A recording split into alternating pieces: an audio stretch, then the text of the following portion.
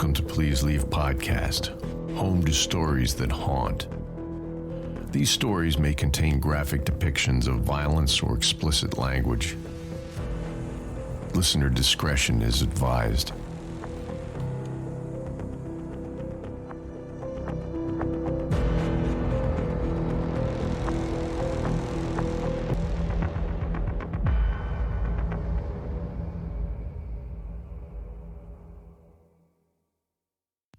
The woman driving the mail van pulled up in front of the nearly 200-year-old cottage and let the engine idle as she turned to me.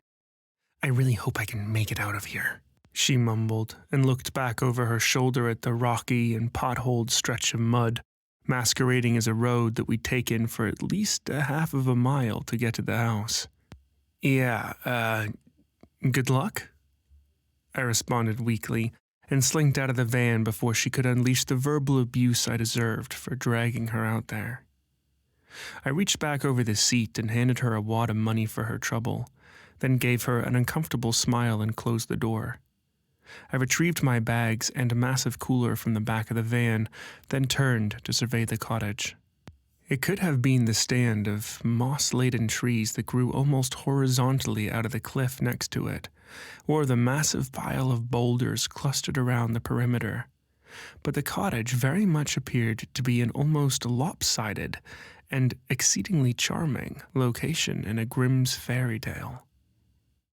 This is the home where jilted witches ate kidnapped children and stirred potion-filled cauldrons and played music only the devil could hear, or whatever it is witches do in their free time. I'd been struggling with my next novel for a very, very, very long time. The amount of time that had lapsed since I'd been paid for a book was verging on dangerous, and my home, my assets, not to mention my relationships with my agent and publisher, were all about to implode. My marriage was long gone, but looking back, I think it had been doomed from the start. I'd met her after I'd already become famous, and her motives for marrying me became clear pretty quickly. I'd extended my deadline for the novel by just over 5 years, which I'm positive is a record. I'm not sure if it's the success of my first 3 novels, or my natural charisma, or a combination of both that have kept me alive this long.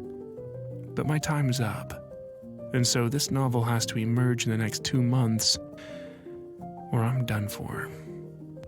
In a final attempt to extract this godforsaken story, I reached the most remote destination in New Zealand, which seemed like the most appropriate setting to finish a novel, and landed on a tiny coastal town that had a higher population of sheepdogs than people. From there, I scoured old backpacking message boards to find the most remote home in the most remote part of the country, and discovered this beautiful relic, which can only be accessed by coordinating with the mail van that does its rounds through the area once a month, and I knew I'd found the place. I used the last of my savings to rent the cottage for 2 months, and then fly first class from my home in New York City. A more prudent person would have flown coach, but if I'm going to go down, I'm going to go down sipping complimentary Veuve Clicquot. I wanted to be absolutely stranded for 2 months. I didn't want any distractions or modern conveniences or easy ways in or out or bars or theaters or any of the other things that had been keeping me from finishing this novel for almost 7 years. I just want it to be a showdown between me and my brain, so I can either write the much-anticipated New York Times bestseller that I know I have in me, or pack up my career as a celebrated novelist once and for all.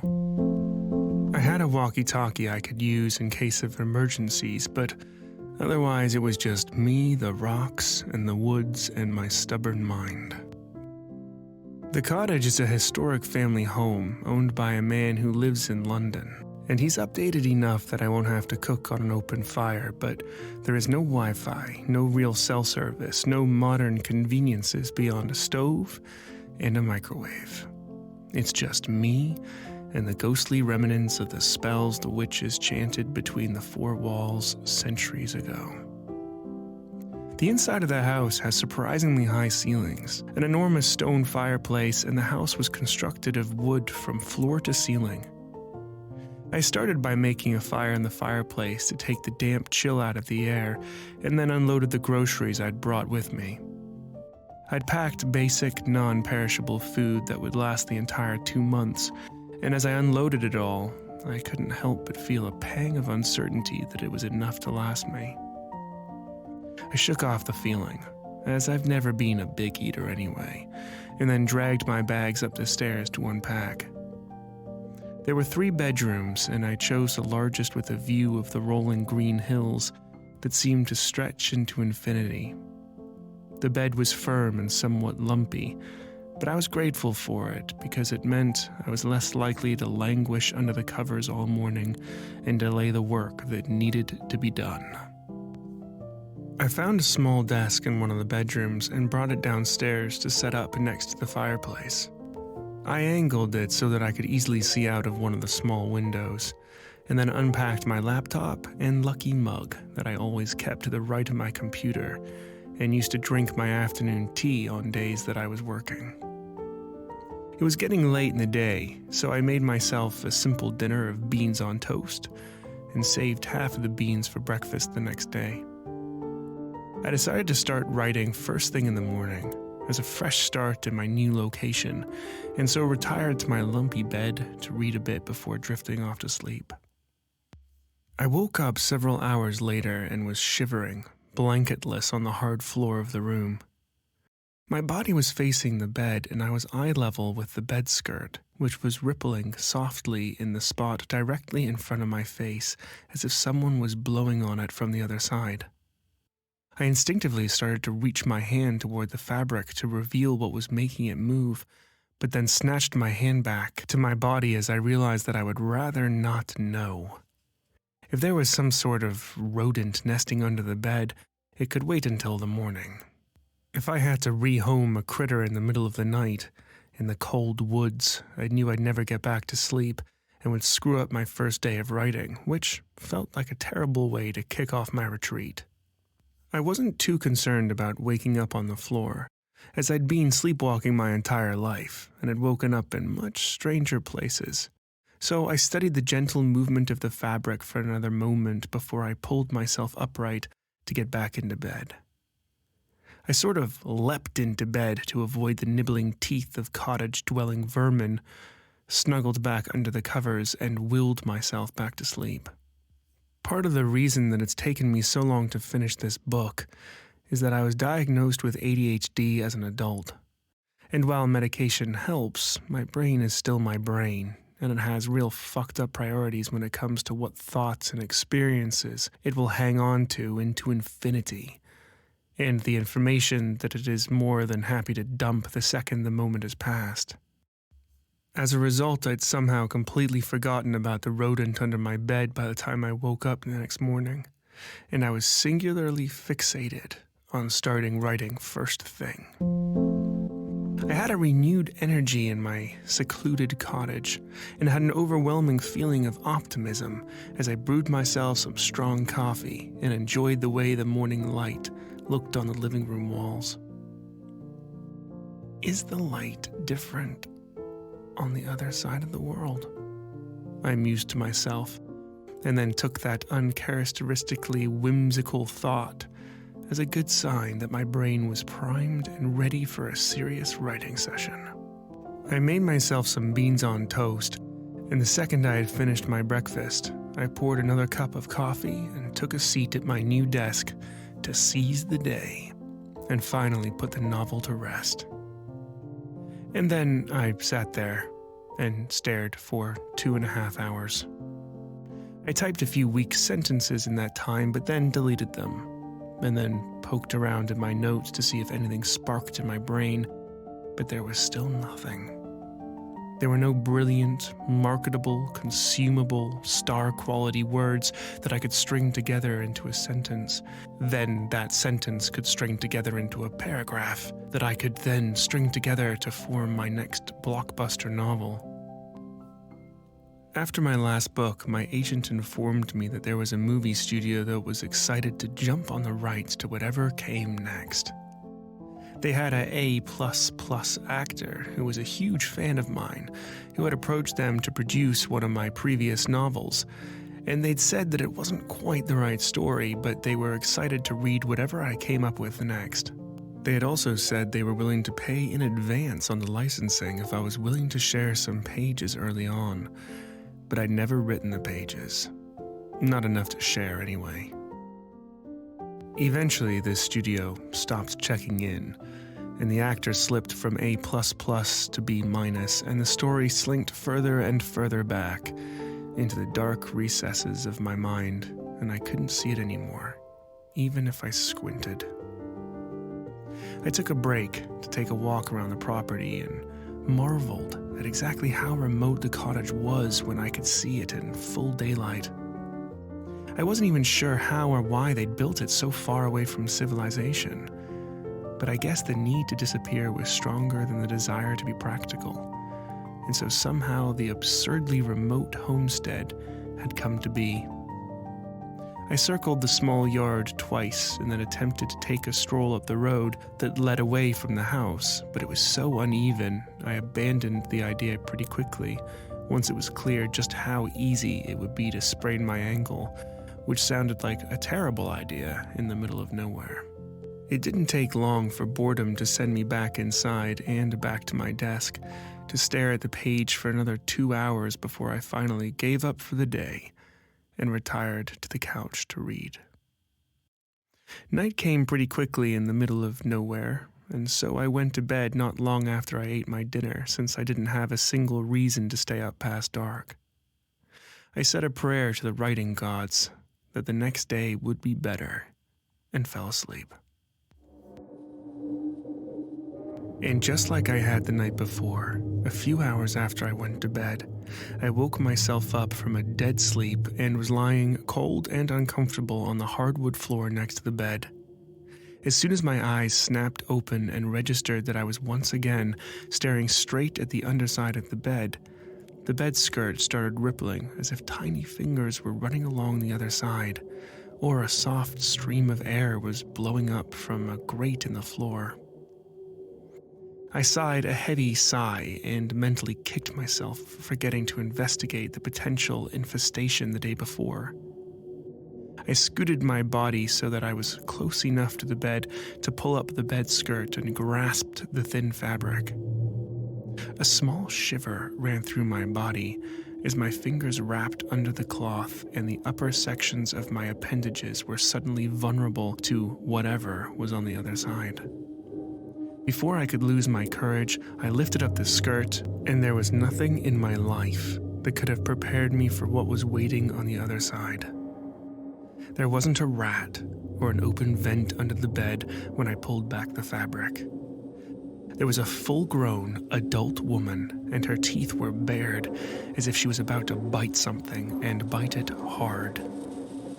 In the half a second before I dropped the fabric and snatched my hand away and out of range of her awful teeth, I registered that she was a thin, pale woman with perfect skin and black hair and was quite beautiful despite her gaulish mouth. "Oh, hell no!" I shouted and scrambled up onto my feet, down the stairs, out the front door, and into the grave-like stillness of the New Zealand wilderness. I paced and cursed in front of the house for a while, keeping an eye on the gaping front door for any sign of the demented woman who had been hiding under my bed for God knows why and God knows how long. I looked down the long rocky road we'd taken to get to the property and tried to estimate how long it would take me to walk back to the tiny town the mail van had picked me up in. It had taken well over an hour to get there, and I guesstimated that it would take me 2 or 3 by foot, maybe longer in the dark. I looked back at the house, which was completely still, and swore a few more times at my limited options. The walkie-talkie! I remembered with a jolt of hope and tentatively crept up to the front door, and then slowly craned my neck to see inside and toward the stairs. The house was completely silent, I couldn't hear the slightest creak or scrape or anything that would indicate that there was in fact a grown human woman hiding under my bed upstairs, or that she was heading toward me in that moment. I located the walkie-talkie on the charger on the kitchen counter where I'd left it, and then sprinted through the room, grabbed it, and brought it back outside to call someone. As I crossed the threshold of the door and stepped back into the cold air, it registered that the walkie-talkie in my hand didn't feel quite right, and my heart sank. It felt very light, like a child's toy, and not like something that was capable of transmitting a distress call over 1,000 miles, as was advertised when I'd rented it. I guess I'd been too distracted, or jet-lagged, when I picked it up, but when I flipped it open and opened the small compartment where the rechargeable battery pack should be, it was empty. "Oh, come on!" I shouted to the sky. "You've got to be kidding me!" I slumped over a bit, feeling the useless weight of the walkie-talkie in my hand, and gave a half glance to the house, which was as calm and still as it had been since I'd arrived. I also realized my teeth were chattering from standing in the cold in my light pajamas for too long, and so with no other viable option, I headed back inside. Once I was back in the house, I weighed my options again, and wondered if maybe I'd simply dreamt the woman in the first place. I chuckled a bit, imagined calling an emergency team to come rescue me from the empty underside of the bed, but it was very plausible as I thought about it more. It had happened before that I'd woken up in the middle of a sleepwalk, and so the thin veil between what I'd been dreaming about and what was reality was fuzzy for a moment, and it took me several minutes to realize what was happening. I was fully awake at that point, and the idea of checking under the bed didn't exactly thrill me, but it was the only way I'd be able to put my mind at ease and maybe get a couple more hours of sleep that night. And even if there was a woman under my bed, I was a very strong individual, and so I was pretty sure I could subdue her if I needed to, and then I could hike out for help in the morning. I found an extra-large flashlight to use as a weapon if it came down to it, and slowly ascended the stairs, keeping an ear out for the sound of a wild woman with plans to ambush me on my way up.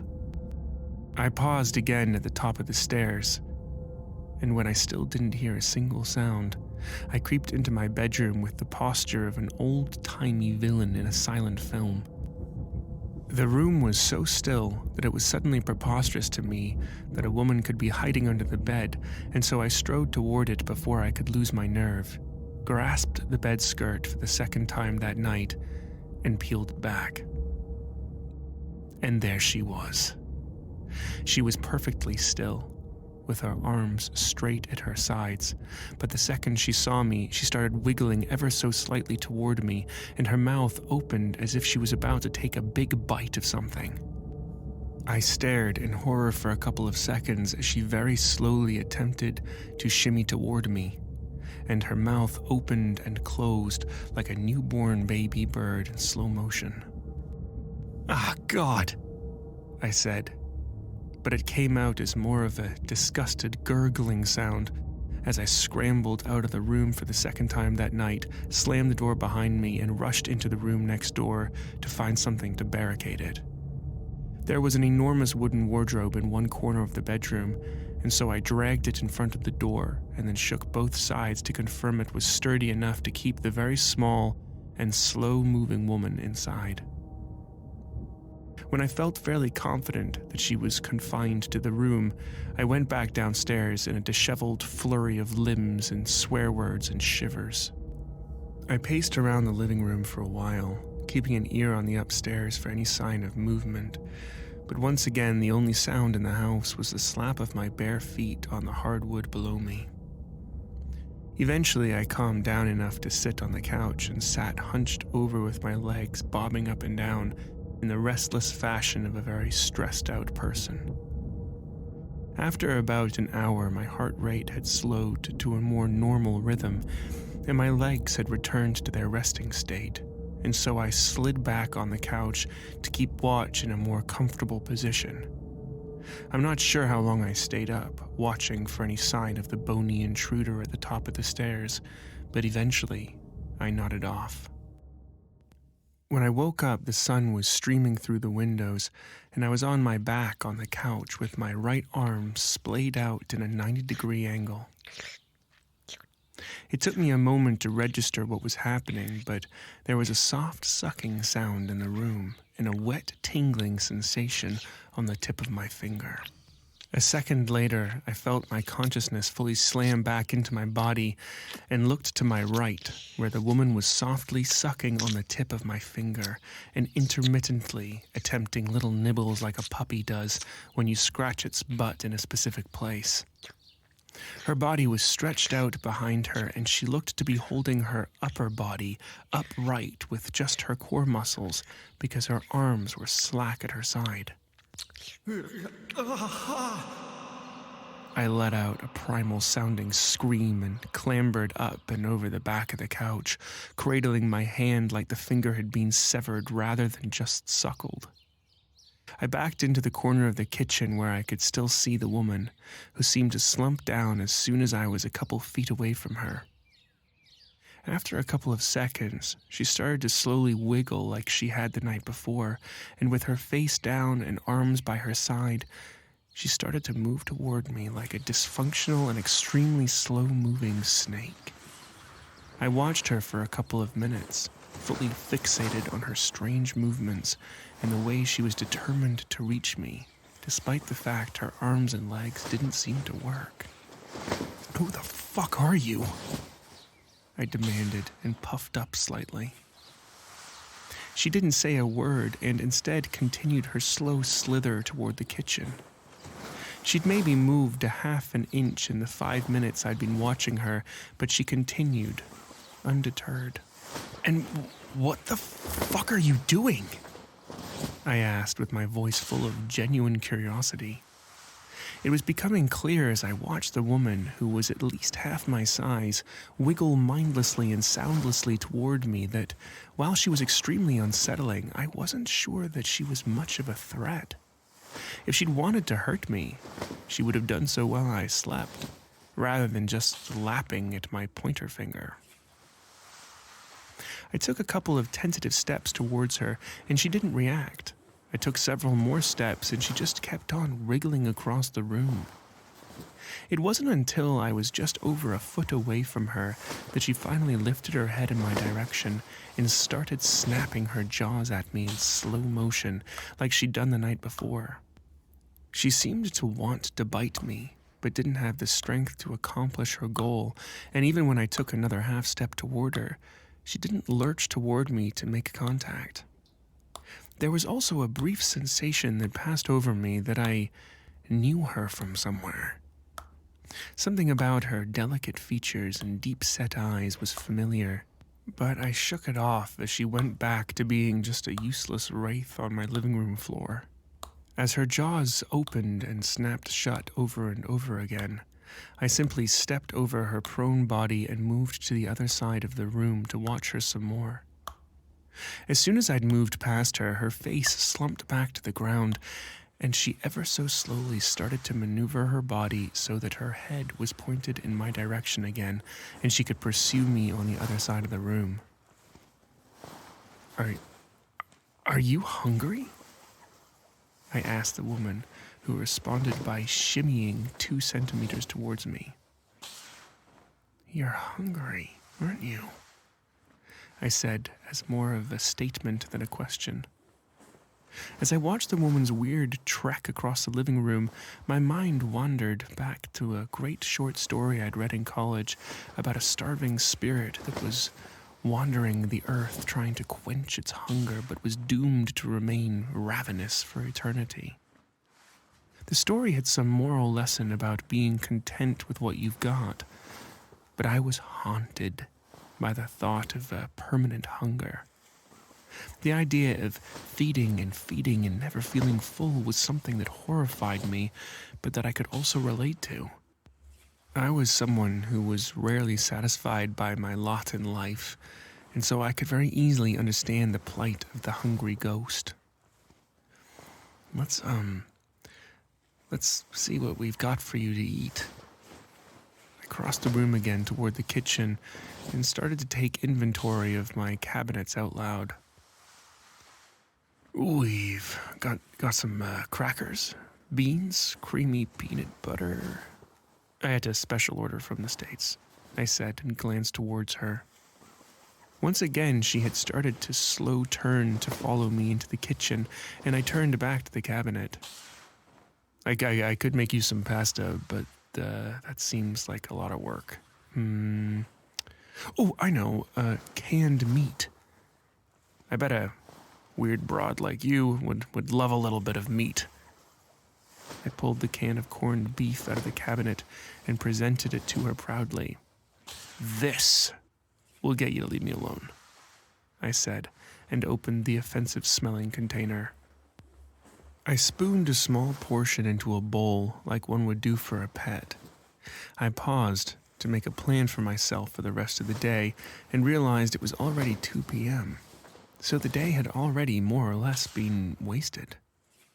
I decided to make myself a peanut butter sandwich and then retreat upstairs while my hungry roommate enjoyed her meat.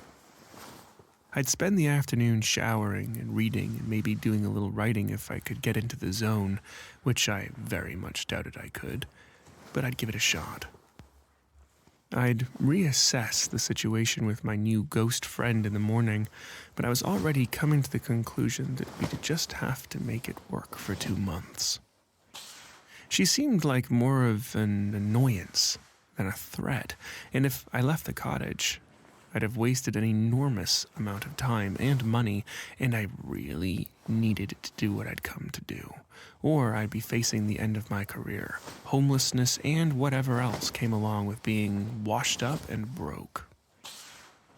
I placed the bowl in the farthest corner of the room in hopes that it would distract her all night and keep her as far away from me as possible while I slept.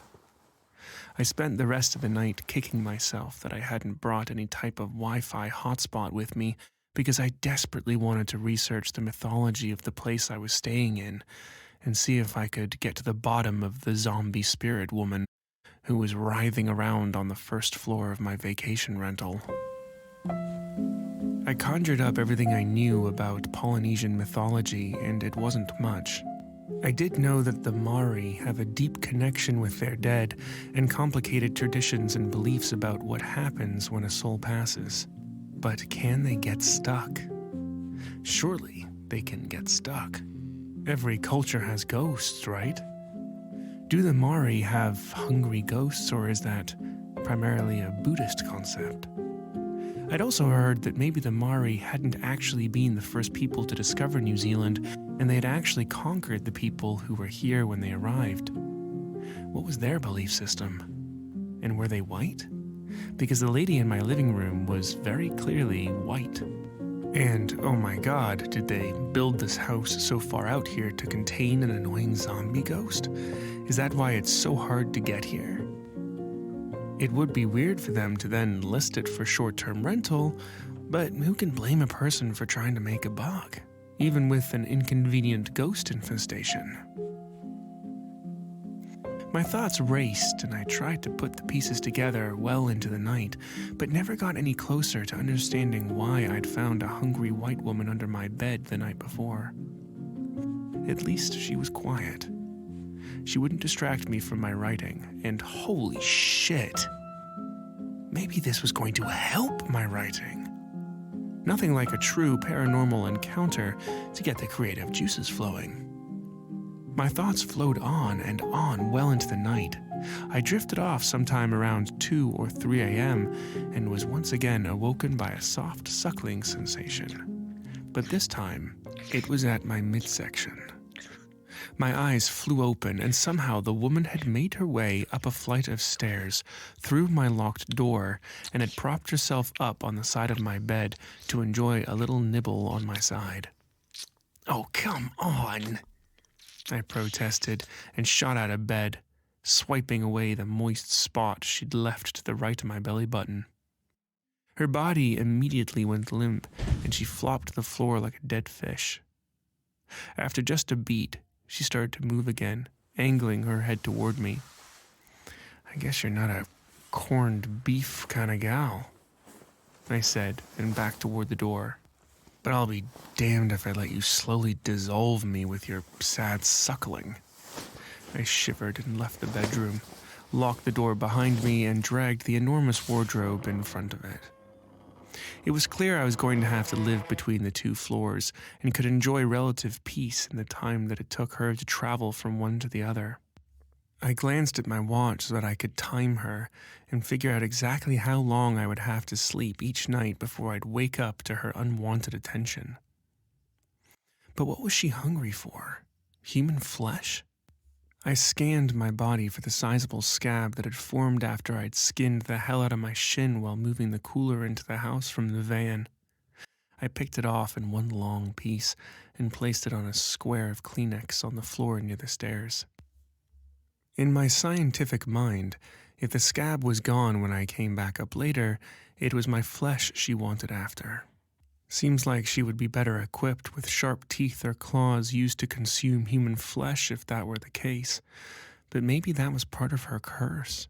She craved human flesh but was too weak and soft to do anything about it. At any rate, I had lost an entire day studying her the day before, so I had some catching up to do.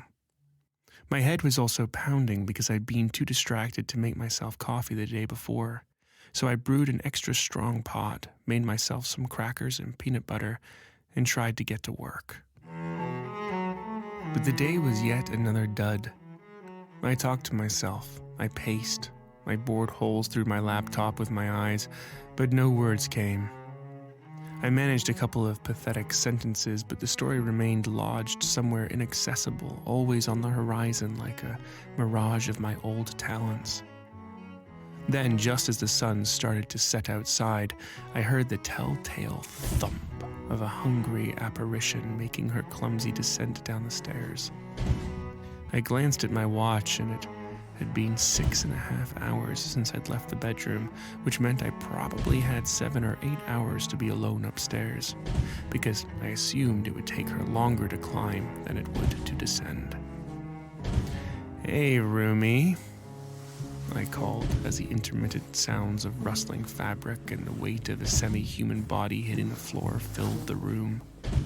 I let her get all the way to the bottom of the stairs, then lured her to the farthest corner of the kitchen before I packed up my laptop and a snack and then retreated upstairs for the night.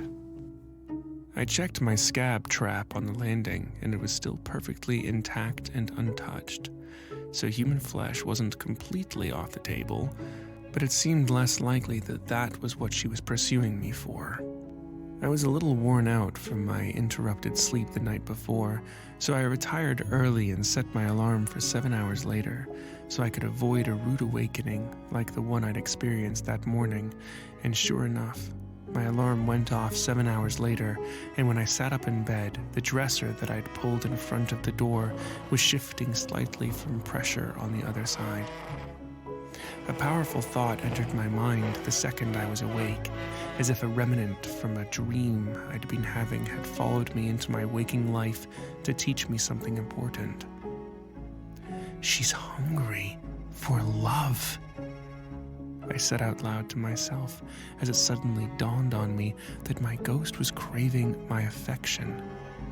She wasn't trying to eat me. She was trying to love me in her limited physical capacity.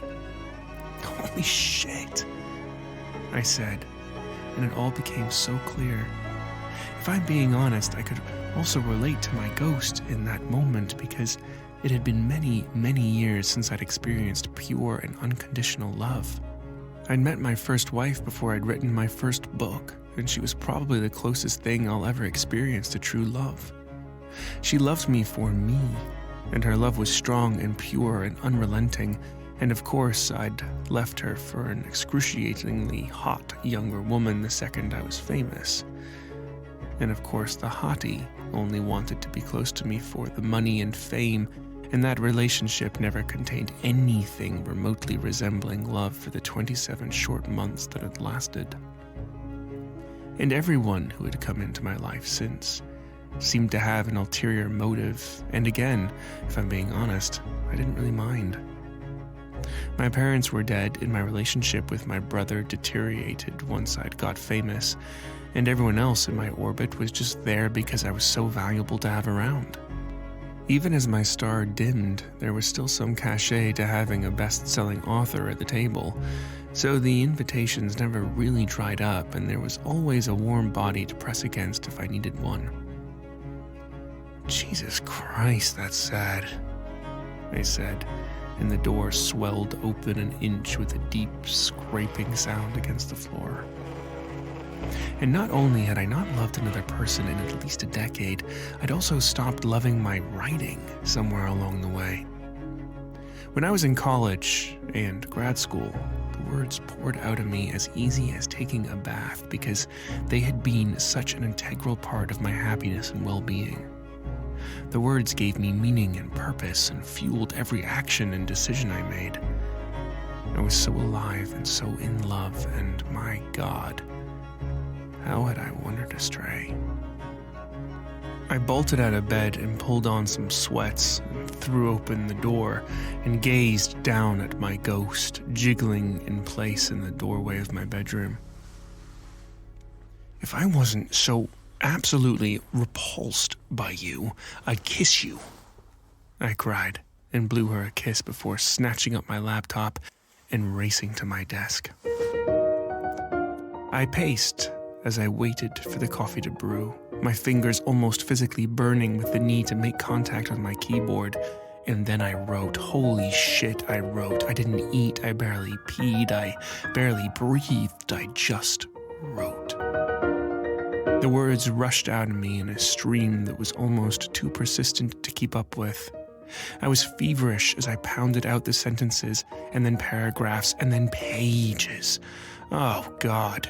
It had been so long since I'd completed a page, let alone pages. Pure and ecstatic love filled my body, and I poured it back into my work, cultivating the story with uncontaminated truths I had no idea were inside of me. I had no idea I was capable of so much authenticity and insight, and the simplicity of the composition gave me the chills. This was going to be my masterpiece. I didn't stop writing until I felt the gentle scrape of teeth against my ankle bone, and I'd been so much in the zone that I hadn't even heard my roomie slamming down the stairs. I ruffled her hair affectionately and headed up to my bedroom, where I continued to write well into the night. I didn't even need to set my alarm because I only fell asleep long enough to feel refreshed, and then opened my laptop, which I'd taken to bed with me, and started writing again. Eventually my head started to pound, indicating that I couldn't go much longer without coffee, and I looked at my watch for the first time that morning and realized that it had been well over 8 hours since I'd left my ghost downstairs. "Ghosty?" I called and listened for her telltale shuffle, but the house was silent.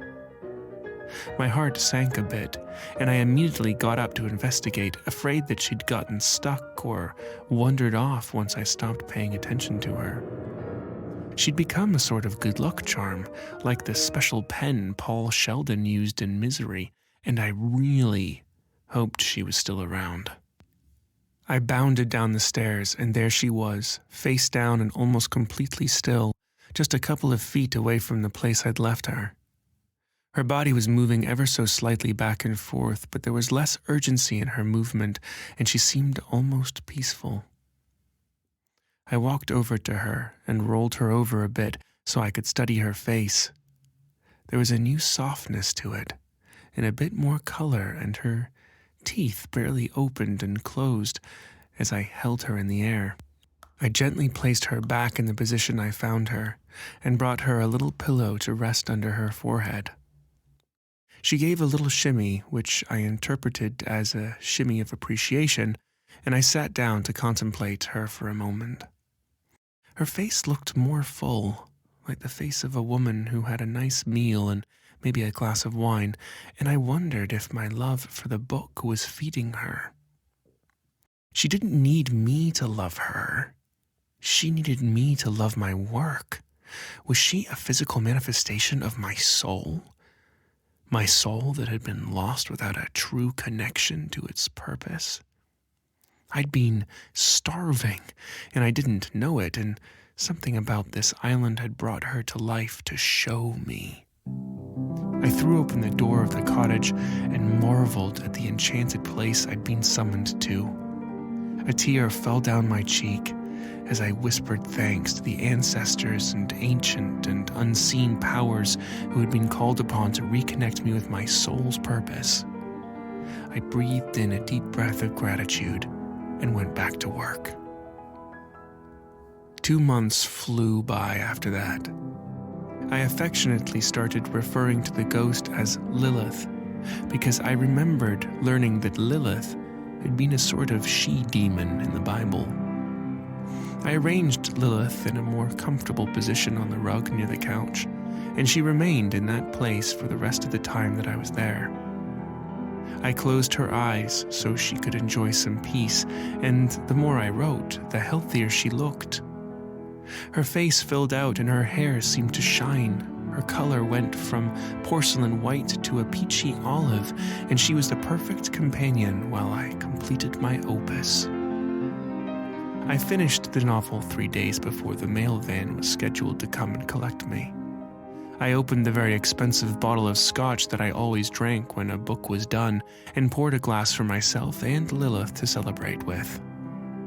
Lilith remained prone but peaceful on the floor, and I spent the last 2 days of my retreat pouring my heart out to her and processing the changes in my life and personality during my adulthood. I mourned the young man who had so much life to live and celebrated my new lease on things and the opportunity she'd given me to truly live again. I recalled all of the things that had really mattered to me in my early years and shed tears for the mistakes I'd made along the way. I can never repay you, Lilith, I said to her as I crouched next to her on my last day and affectionately stroked her hair. I hate to leave you here, but I hope you've found peace and can move on. I'll research a shaman or something when I get home, and we'll send someone to help you transition to the afterlife. I promise, I said, and tears filled my eyes as I said goodbye. The mail truck rumbled up the drive a few minutes later, and I said a final goodbye to the home and the entity that had changed my life forever and for the better. The novel was a runaway hit. It broke records for sales and days at #1 on the bestsellers list. My phone and email were packed with offers for movie deals, TV appearances, licensing opportunities, even lines of apparel and home goods. I was back, and my success was meteoric. Top critics made comparisons to Hemingway and Tolstoy, and my fame rivaled Stephen King and Jack Kerouac. I had officially and firmly arrived. The first year and a half were a blur of press junkets and parties and events and awards. I flew all over the world speaking to sold-out crowds, negotiating deals, and experiencing a celebrity that very few ever get to achieve. There were private islands, illicit drugs, endless luxury, and constant praise.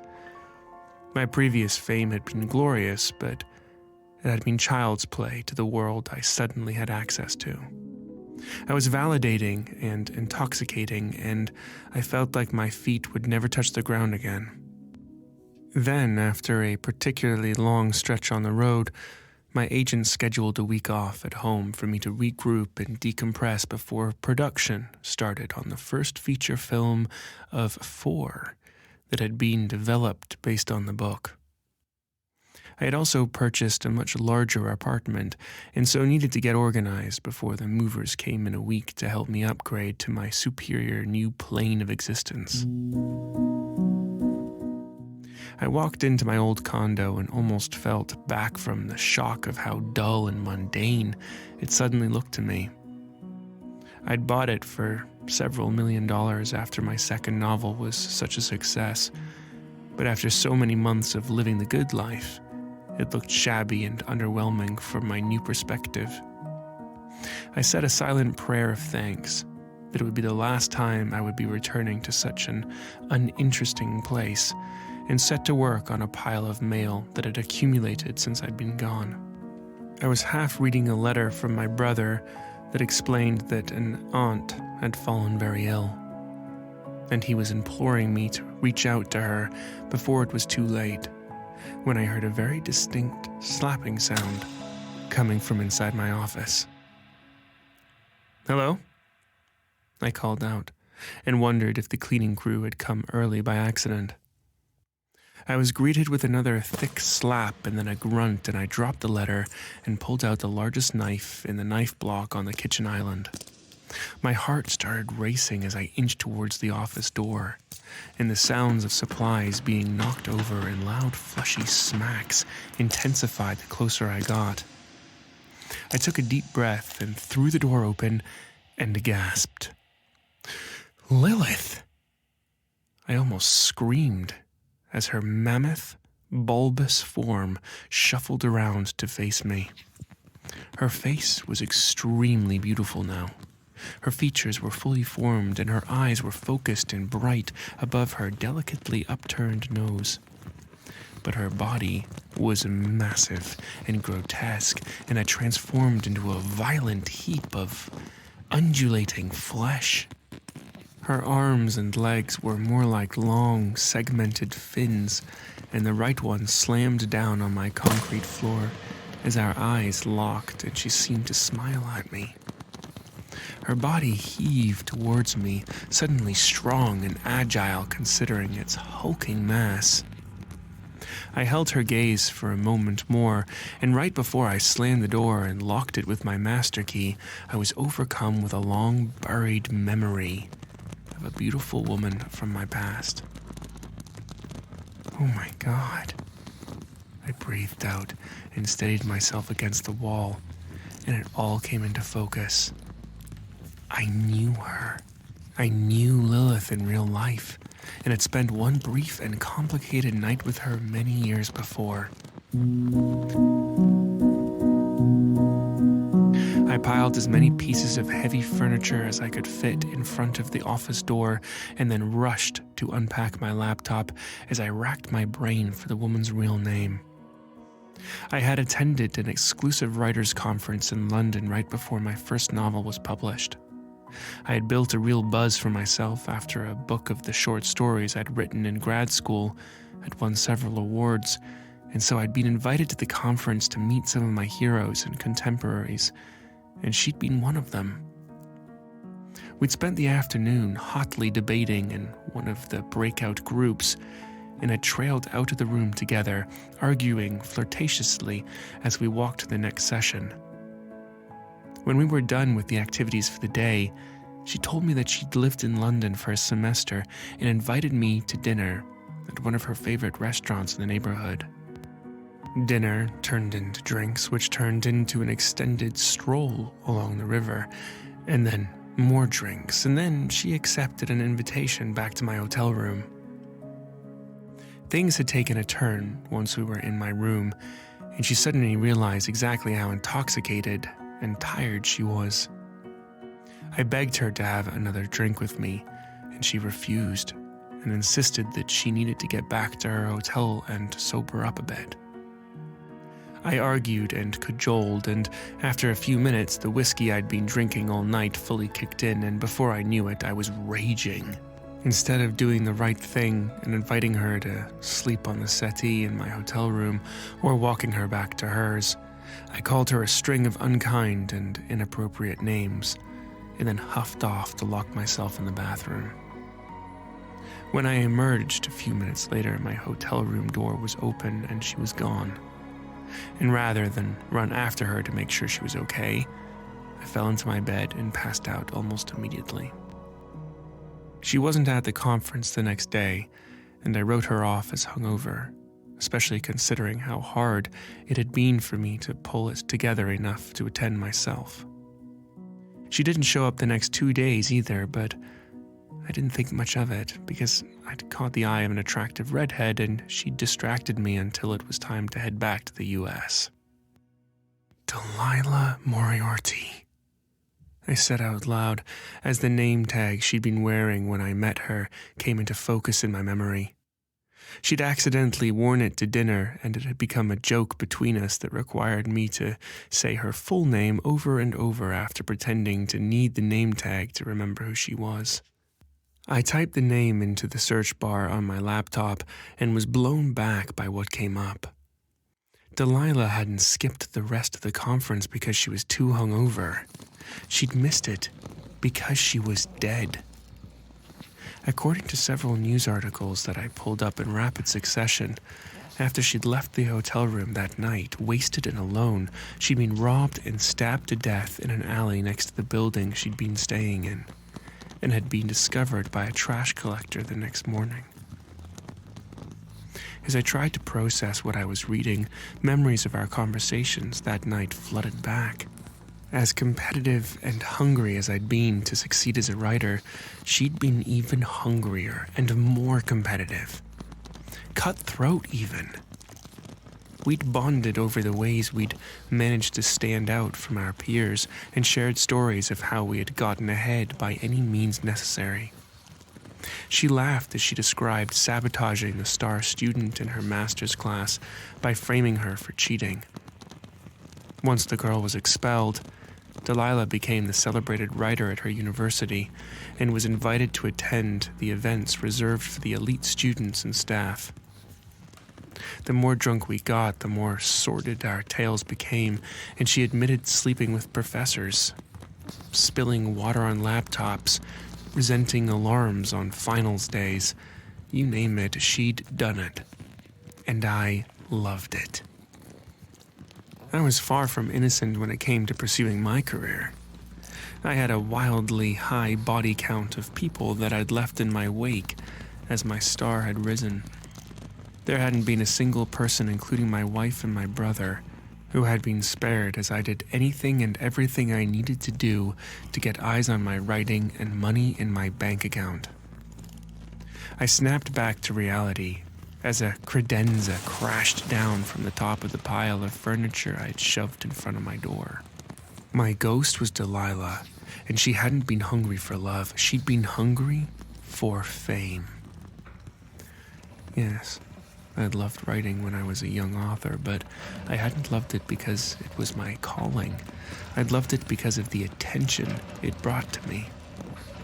Ever since I had been very small, my words had been a tool to get attention, to be lauded and adored and elevated over others. And I loved the way it felt. My God, how I loved fame. And Delilah did too. She craved it even more than I did, and then her life was cut short and the spotlight shut off, and somehow I'd brought her back and fed her, and now what the fuck was I supposed to do? I furiously Googled hungry ghosts and scanned the pages that came up as quickly as humanly possible. Hungry ghosts were most commonly found in Buddhist lore, but were mentioned in other Eastern countries as well, including the Philippines. My mother's father was from the Philippines, but he died before I was born, and so I had absolutely no ties to the country or traditions, and laughed out loud that my long-abandoned one-quarter Filipino heritage could conjure a hungry ghost. One common thread in all the mythologies that I read was that the spirits were commonly bad people while they were alive, and so were cursed to wander the earth in torment by unfulfilled cravings that related to whatever had been cut short by their passing. Hungry ghosts may endlessly seek particular objects, emotions, or people. Those things that obsess them or cause them to commit bad deeds when they were living, riches, gems, children, even fear, or the vitality of the living. I read out loud as the door of my office groaned under Delilah's weight. Sometimes they seek food or drink or human flesh. Sometimes they want to possess the weak-willed and inhabit their bodies in place of their souls. You motherfucker! Motherfucker! I screamed at the succubus who was moments away from freeing herself from the confines of my office. But it was my fault. Well, mine and hers. I had essentially killed Delilah, then somehow conjured her, then fed her with the promise of my fame on the horizon, and then abandoned her again. The more famous I got, the stronger she got. And it had taken her a couple of years to travel from the other side of the world, but she'd found me. And now what? Would she consume my flesh? Would she continue to feed on my fame? Would we live in some sort of fucked up symbiosis where she undulated in my infinity pool while I continued to feed her with my fame? If the fame dried up, would she then eat me or other people? Would I need to bring her human sacrifices to save myself? Or was she here for my soul? Had I made her powerful enough to take my place in my body and exile my soul to roam the earth, starving and alone, then who would conjure me? I was a monster of my own making, and so how could the curse continue? I typed the question into my laptop with shaking hands, misspelling every word and missing the return button twice. My computer whirred for a moment before the search results appeared, but they were immediately snatched from my view as an enormous, pulsating limb crashed down from above and snapped my computer in two.